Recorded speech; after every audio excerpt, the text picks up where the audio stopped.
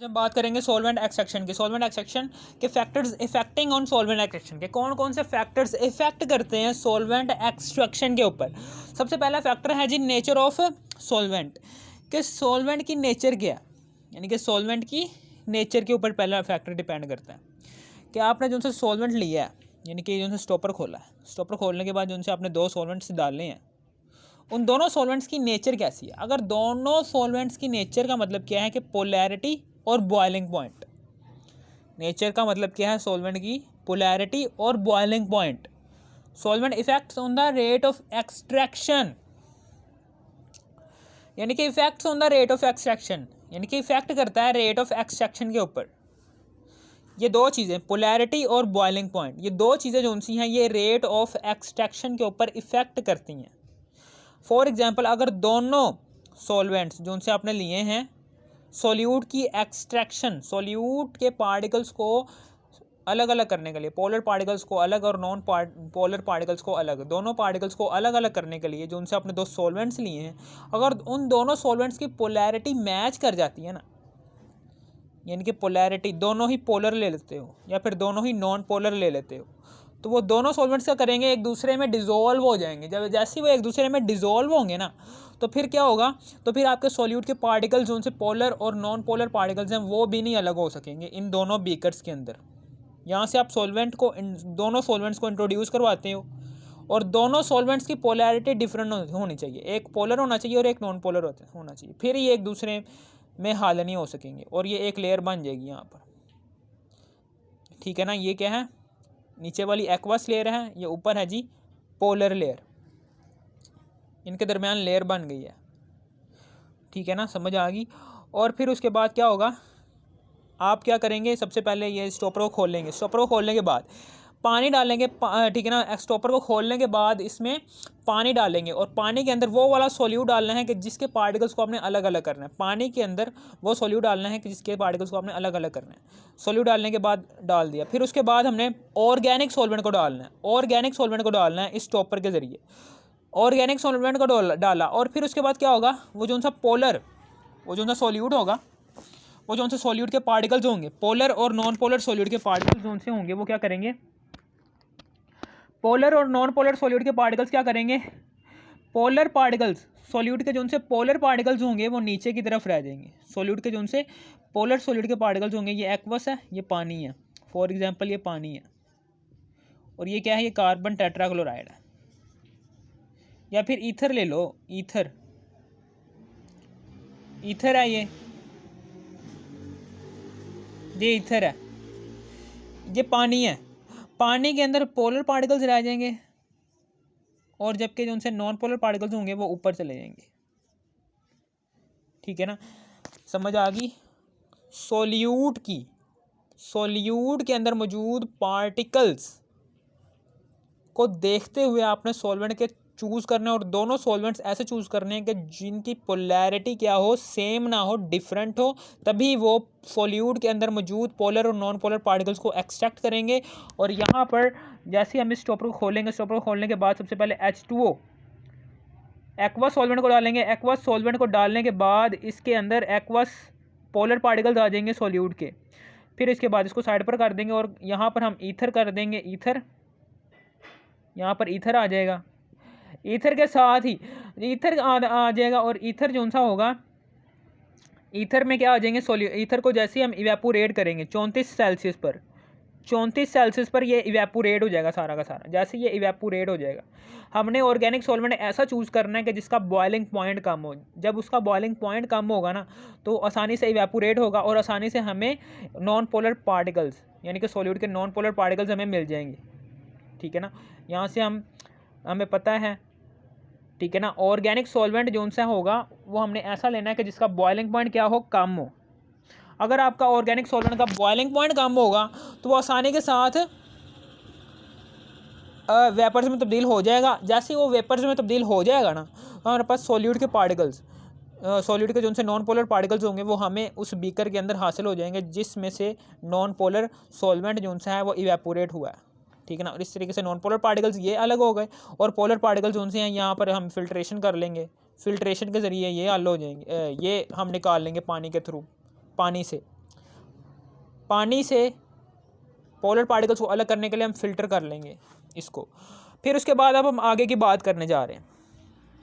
अब हम क्या करेंगे, द एक्सट्रैक्टिंग सॉल्वेंट, वही लिखा हुआ है, the extracting solvent should have low boiling point. Extracting solvent जो सा होगा यानी कि ऑर्गेनिक सॉल्वेंट होगा, ऑर्गेनिक सॉल्वेंट कह लो, नॉन पोलर सॉल्वेंट कह लो, या फिर कुछ भी कह सकते हो, ऑर्गेनिक सॉल्वेंट कह लो, नॉन पोलर सॉल्वेंट कह लो, या फिर नॉन एक्वा सॉल्वेंट कह लो, ठीक है ना। इसी तरीके से इसका बॉइलिंग पॉइंट कम होना चाहिए। जो सा पोलर है, पोलर सॉल्वेंट कह लो, इनऑर्गेनिक सॉल्वेंट कह लो, या फिर कुछ भी कह सकते हो, या फिर पोलर सॉल्वेंट कह लो, या फिर इनऑर्गेनिक सॉल्वेंट कह लो, या फिर एक्वा सॉल्वेंट कह लो। ये नीचे वाले को 3 नाम है। 2 सॉल्वेंट्स हमने ऐसे लेने के जो इमिसिबल हो, जिनकी पोलैरिटी क्या हो, डिफरेंट हो, ठीक है ना। अब solvent is choose according to the polarity of solute, यानी कि हमने सॉल्वेंट चूज करना है, हमने सॉल्वेंट चूज करना है, हमने सॉल्वेंट कौन सा चूज करना है, हमने सॉल्वेंट चूज करना है, हमने सॉल्वेंट जो सा है वो चूज़ करना है according to the polarity of solute, यानी कि सोल्यूट की पोलैरिटी के लिहाज से। अगर सोल्यूट के अंदर जो से पार्टिकल्स एग्जिस्ट कर रहे हैं, वो पार्टिकल्स एग्जिस्ट कर रहे हैं सिर्फ और सिर्फ पोलर पार्टिकल्स और नॉन पोलर पार्टिकल्स, ये 2 तरह के पार्टिकल्स एग्जिस्ट कर रहे हैं सोल्यूट के अंदर। सोल्यूट के अंदर ये 2 तरह के पार्टिकल्स एग्जिस्ट कर रहे हैं। हम क्या करेंगे, हम पोलर पार्टिकल्स को अलग करने के लिए पोलर सॉल्वेंट लेंगे, और नॉन पोलर पार्टिकल्स को अलग करने के लिए हम नॉन पोलर सॉल्वेंट लेंगे।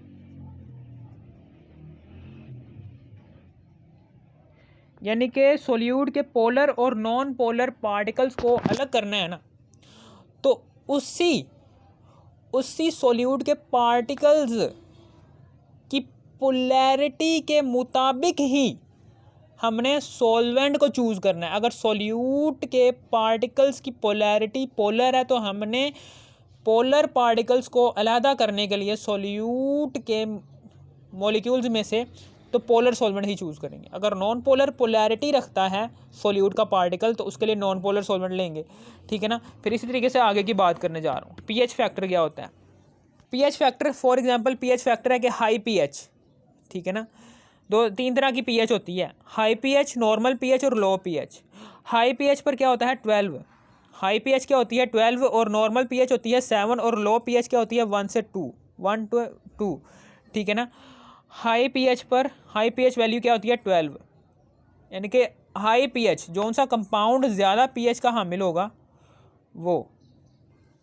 वो पानी के अंदर, यानी कि एक्वस, ये इसी के अंदर हम डालते हैं ना। स्टॉपर खोलते हैं, स्टॉपर खोलने के बाद सबसे पहले हम इंट्रोड्यूस कौन सा सॉल्वेंट करवाते हैं, एक्वा सॉल्वेंट। एक्वा सॉल्वेंट के अंदर वो सोल्यूट डालना होता है कि जिसके पार्टिकल्स को हमने अलग-अलग किया।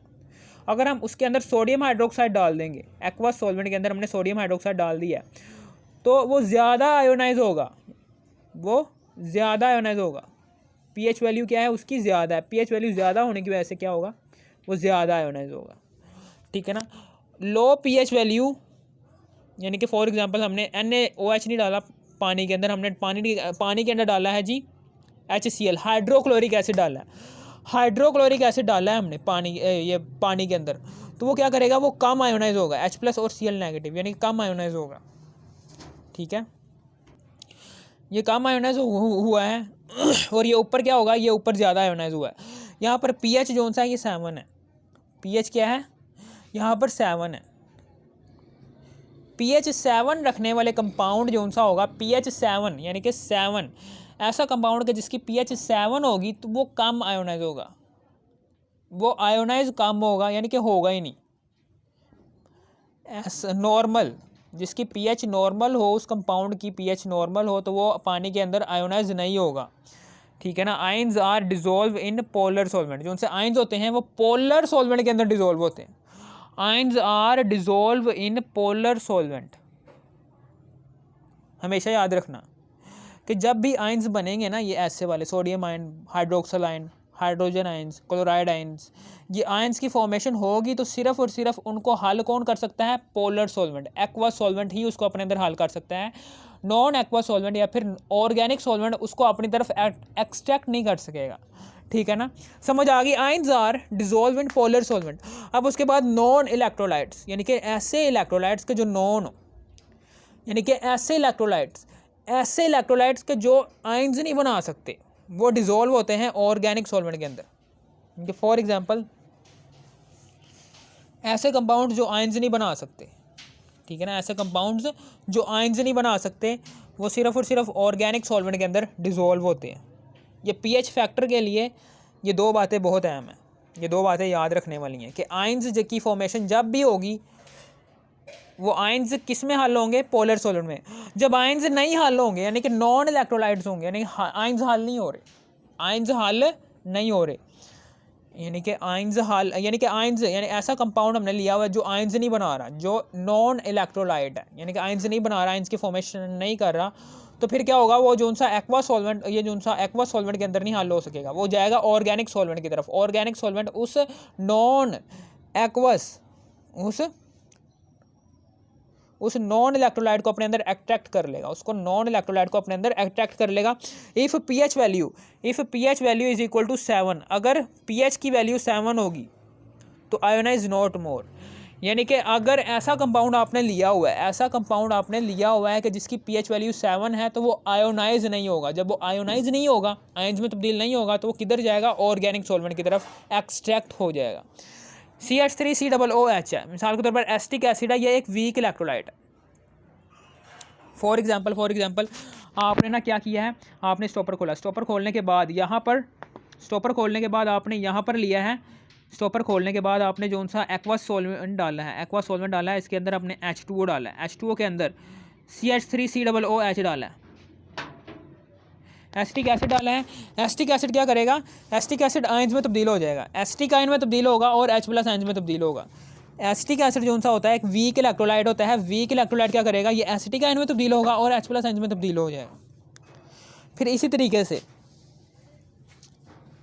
ठीक है ना, ये वीक इलेक्ट्रोलाइट है, यानी कि कम आयोनाइज होगा, इसकी पीएच वैल्यू क्या है, कम है, इसकी पीएच वैल्यू क्या है, 1 से 2 है, कम है इसकी पीएच वैल्यू, कम आयोनाइज हो रहा है।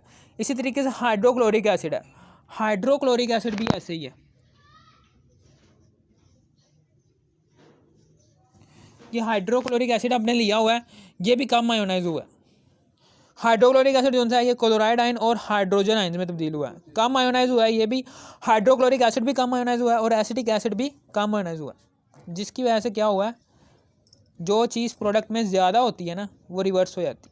यानी कि यहाँ पर क्या हुआ है, हमने पानी लिया है, स्टॉपर को खोला, स्टॉपर को खोलने के बाद पानी डाला, पानी के अंदर एसिटिक एसिड थे और हाइड्रोक्लोरिक एसिड थे। एसिटिक एसिड जो सा था वो भी कम आयोनाइज हुआ है, उससे वो जब आयोनाइज हुआ है, एसिटिक एसिड जब आयोनाइज हुआ है तो उससे बनने वाले आयंस की तादाद क्या बनी है, कम बनी है, जिसकी वजह से क्या हुआ है, कम बनी है। इसी तरीके से हाइड्रोक्लोरिक एसिड है, जो हाइड्रोक्लोरिक एसिड से भी बनने वाले आयंस की मिकदार क्या हुई है, कम बनी है। यानी कि इन दोनों में कॉमन आयन इफेक्ट आ गया है, यानी कि दोनों जो उनसे हैं, दोनों एसिड, हम क्या करते हैं, हम पीएच वैल्यू को कम कर देते हैं, यानी कि वाटर में मौजूद जो उनसे आयंस हैं, हम चाहते हैं जी कि आयंस जो उनसे हैं ना, आयंस, उनकी पीएच वैल्यू हम कम कर दें। जब पीएच वैल्यू कम हो जाएगी तो आयंस बनना बंद हो जाएंगे, जब आयंस बनना बंद हो जाएंगे तो फिर वो जो उनसा कंपाउंड होगा वो एक्सट्रैक्ट हो जाएगा किसकी तरफ, ऑर्गेनिक सॉल्वेंट की तरफ। ठीक है, समझ आ गई। अब हम क्या करेंगे यहाँ पर अब हम क्या करने जा रहे हैं कि सबसे पहले हमने एसिटिक एसिड डाला था, एसिटिक एसिड आयोनाइज हो गया, वीक इलेक्ट्रोलाइट है, ये आयनाइज हुआ CH3COO नेगेटिव एसिटिक आयन में और हाइड्रोजन आयन में। इसी तरीके से हाइड्रोक्लोरिक एसिड जो है ये भी आयोनाइज हुआ क्लोराइड आयन में और हाइड्रोजन आयन में, ये दो आयन्स में आयोनाइज हो गया। अब हम क्या करेंगे, यहाँ पर चूँकि हाइड्रोजन आयन एक कॉमन आयन है, यानी कि एसिटिक एसिड भी हाइड्रोजन आयन बना रहा है और हाइड्रोक्लोरिक एसिड भी हाइड्रोजन आयन बना रहा है, यहाँ पर प्रोडक्ट की मिकदार ज़्यादा बन रही है। जैसे ही प्रोडक्ट की मिकदार ज़्यादा हो जाएगी ना, तो अब क्या होगा, अब ये रिवर्स रिएक्शन स्टार्ट हो जाएगा। ठीक है ना, पहले हो रहा था forward reaction, acetic acid acetic ion और हाइड्रोजन आयन बना रहा था, लेकिन जैसे ही हाइड्रोजन आयन्स की तादाद ज़्यादा हो जाएगी, प्रोडक्ट की तादाद ज़्यादा होने की वजह से अब रिवर्स रिएक्शन शुरू हो जाएगा। जैसे ही रिवर्स रिएक्शन शुरू हो जाएगा तो फिर एसिटिक एसिड की फॉर्मेशन शुरू हो जाएगी। जैसे ही एसिटिक एसिड की फॉर्मेशन शुरू हो जाएगी तो फिर क्या होगा, एसिटिक एसिड की फॉर्मेशन शुरू हो जाएगी। यानी कि हमने क्या किया है, हमने HCl हाइड्रोक्लोरिक एसिड डालने के बाद, हमने हाइड्रोक्लोरिक एसिड डालने के बाद, ठीक है ना, पानी में मौजूद एसिटिक एसिड की pH वैल्यू जौन सा वो पहले थोड़े बहुत आइंस बना रहा था, हमने हाइड्रोक्लोरिक एसिड डालने के बाद क्या किया है, वो थोड़े बहुत आइंस जौन से पहले वो बना रहा था वो भी बनाने रोक दिए हैं एसिटिक एसिड के। यानी कि अब एसिटिक एसिड क्या कर लिया है, वो आइंस में तब्दील नहीं हो रहा, ठीक है ना, वो आइंस में नहीं तब्दील हो रहा। एसिटिक एसिड आइंस में तब्दील नहीं हो रहा, एसिटिक एसिड क्या कर रहा है, आयंस में तब्दील नहीं हो रहा, ठीक है ना। हमने हाइड्रोक्लोरिक एसिड डाला जिसकी वजह से pH वैल्यू मज़ीद कम होगी। जैसे ही pH वैल्यू मज़ीद कम हो गई तो प्रोडक्ट के अंदर हाइड्रोजन आयन जो से थे वो कॉमन आयन इफेक्ट पैदा हो गया। कॉमन आयन से क्या हो गया कि प्रोडक्ट में इजाफा हो गया, प्रोडक्ट में ज़्यादा हो गया। प्रोडक्ट ज़्यादा होने की वजह से क्या हो गया, अब ये रिवर्स रिएक्शन स्टार्ट हो जाएगा। जो सा एसिटिक आयन होगा ये हाइड्रोजन आयन जो से होंगे, जो से बड़े हुए होंगे, इनको कम करने की कोशिश करेगा। ये क्या करेगा, एसिटिक आयन क्या करेगा, ये हाइड्रोजन आयन्स को अपने अंदर एक्सट्रैक्ट कर लेगा। एसिटिक आयन हाइड्रोजन आयन को पकड़ेगा और अपने अंदर एक्सट्रैक्ट करके एसिटिक एसिड बना देगा, फिर एसिटिक एसिड बना देगा। इस तरीके से एसिटिक एसिड बनते जाएंगे। एसिटिक एसिड के मॉलिक्यूल्स जो उनसे हैं वो बनते जाएंगे, बनते ही चले जाएंगे।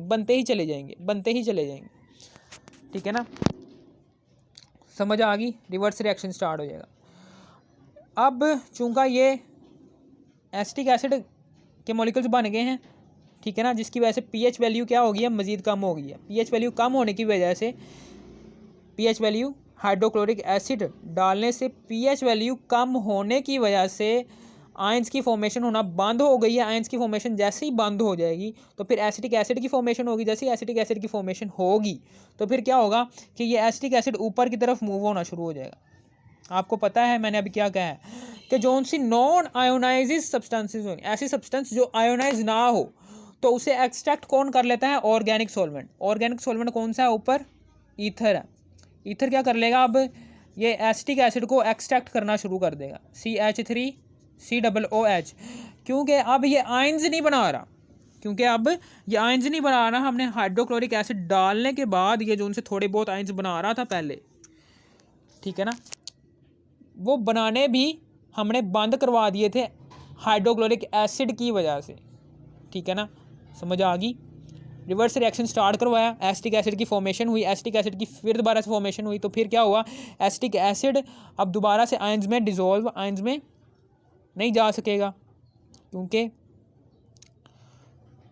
आयंस में नहीं जा सकेगा, ठीक है ना, और ये एक्सट्रैक्ट कर लेगा। तो फिर ये क्या कर लेगा, एक्सट्रैक्ट कर लेगा ऑर्गेनिक कंपाउंड, नॉन इलेक्ट्रोलाइट, यानी कि इसको CH3COOH को, एसिटिक एसिड को। ठीक है, अब हम आगे की बात करने जा रहे हैं कि टेम्परेचर की बात करने जा रहे हैं। टेम्परेचर तीसरा है जी, टेम्परेचर इफेक्ट ऑन सोलिबिलिटी पर टेम्परेचर इफेक्ट करता है। फॉर एग्जांपल, जैसे ही आप टेम्परेचर बहुत ही इंपॉर्टेंट चीज़ है। यानी कि फॉर एग्जांपल ये जो उनसे आयंस की जो उनसे सोल्यूट है, सोल्यूट जो उनसा है, सोल्यूट की मूवमेंट, यानी कि सोल्यूट जो उनसा है, सोल्यूट की हरकत ऑर्गेनिक सॉल्वेंट में और एक्वा सॉल्वेंट में, सोल्यूट की हरकत एक्वा सॉल्वेंट में और ऑर्गेनिक सॉल्वेंट में, और ऑर्गेनिक सॉल्वेंट में हरकत सिर्फ और सिर्फ सोलिबिलिटी की बिना पर होती है। अगर सोलिबिलिटी ही ना हो ऑर्गेनिक सॉल्वेंट और सोल्यूट के मॉलिक्यूल्स के दरमियान, तो फिर सोल्यूट के मॉलिक्यूल्स हरकत ही क्यों करेंगे ऑर्गेनिक सॉल्वेंट की तरफ। ठीक है ना, ये जो उनसे सोल्यूट के मॉलिक्यूल्स की हरकत है ना, ये सिर्फ और सिर्फ किसकी वजह से है, सोलिबिलिटी की वजह से। सोलिबिलिटी की वजह से कि वो भाई ऑर्गेनिक सॉल्वेंट में डिज़ोल्व यानी कि सोलिबिलिटी की वजह से है। अब सोलिबिलिटी को हम टेम्परेचर से ही कंट्रोल कर सकते हैं। अगर टेम्परेचर को बढ़ा देंगे ना तो सोलिबिलिटी फैक्टर भी बढ़ जाएगा। फॉर एग्जांपल चीनी को पानी में लेते हैं, रूम टेम्परेचर पर क्या होता है, चीनी डिज़ोल्व होना शुरू हो जाती है।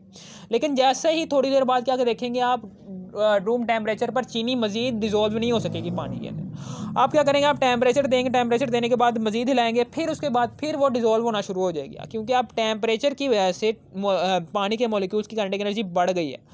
काइनेटिक एनर्जी बढ़ने की वजह से वो क्या करेंगे, वो मज़ीद सोल्यूट के पार्टिकल्स को अपने अंदर डिज़ोल्व कर लेंगे।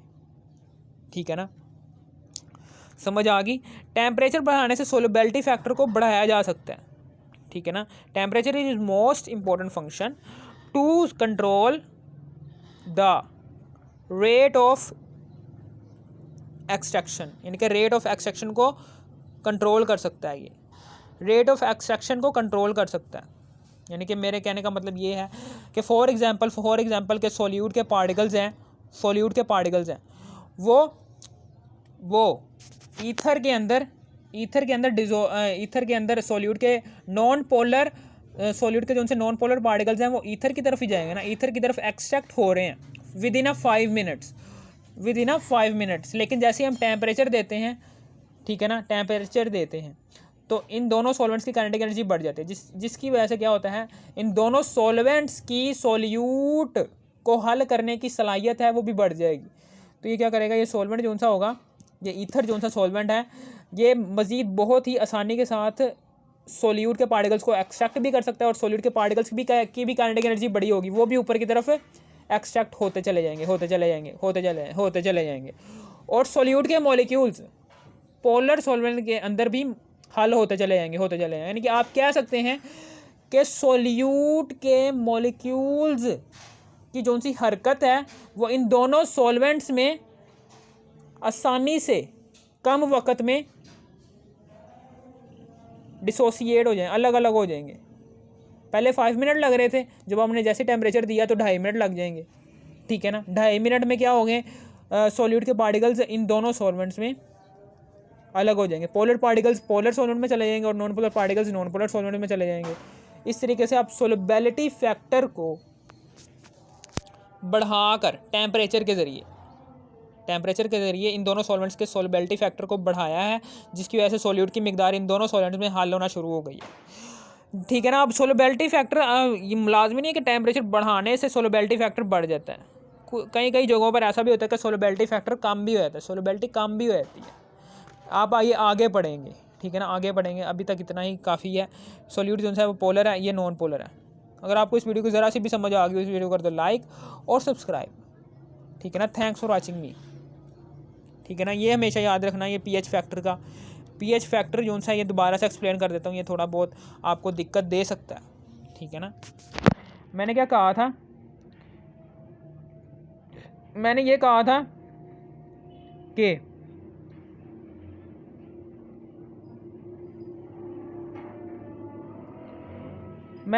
कि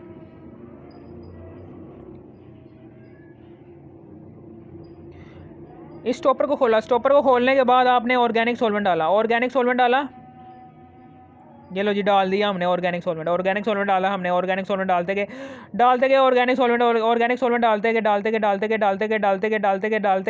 और डालते ही चले गए ऑर्गेनिक सॉल्वेंट डालते ही चले गए।